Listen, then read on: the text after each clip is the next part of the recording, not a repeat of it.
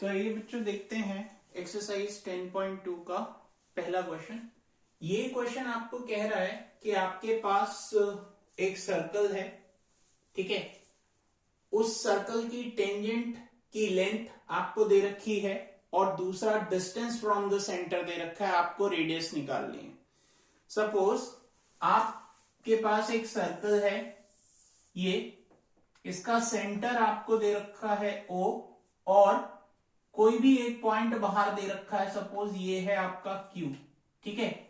इस Q point से आपने O को ज्वाइन कर दिया। जब आपने Q पॉइंट से O को ज्वाइन किया तो इसकी लेंथ आपको दे रखी है 25 सेंटीमीटर और यहां से Q से एक टेंजेंट इस सर्कल के ऊपर डाली, सपोज इस तरीके से आपकी टेंजेंट आपने डाली।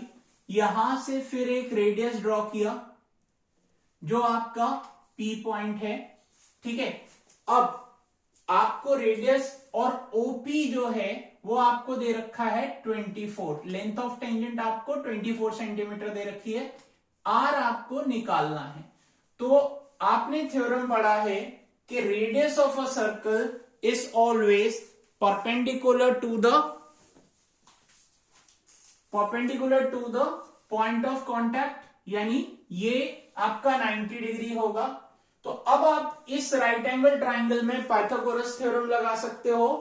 तो अब आप देखो, इसको हम सॉल्व करके देखते हैं। इन ट्राइंगल QPO, ठीक है, hypotenuse square is equal to perpendicular square plus base square, ठीक है। अब इसमें रीजन ये है, सिंस आपका क्या है, OP is perpendicular to QP। Reasoning इसकी radius of a circle is always perpendicular to the tangent at the point of contact, बोलिए, ठीक है। तो रेडियस हमेशा पॉइंट ऑफ कांटेक्ट, मान लो यहां पे P है, उसके परपेंडिकुलर होगी। ये बात यहां पे अप्लाई कर रही है, तो इसी वजह से ये राइट एंगल ट्राइंगल आपका फॉर्म हुआ। तो हाइपोटेन्यूज इसकी क्या हो जाएगी, हाइपोटेन्यूज इसकी हो जाएगी OQ का स्क्वायर और परपेंडिकुलर है आपकी रेडियस, तो आप रेडियस को ऐसा ही छोड़ दो अभी। फिर उसके बाद बेस क्या है आपका QP, तो QP का स्क्वायर हो गया। अब OQ की वैल्यू आपको दे रखी है कितनी, 25 और OP की वैल्यू आपको दे रखी है 24, तो 24 का स्क्वायर हो गया।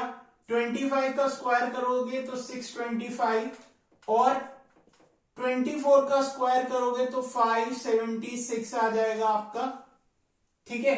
अब 576 को इधर ले आओ, 625 माइनस 576 R स्क्वायर, क्योंकि इसका स्क्वायर 625 होता है और इसका 576 होता है।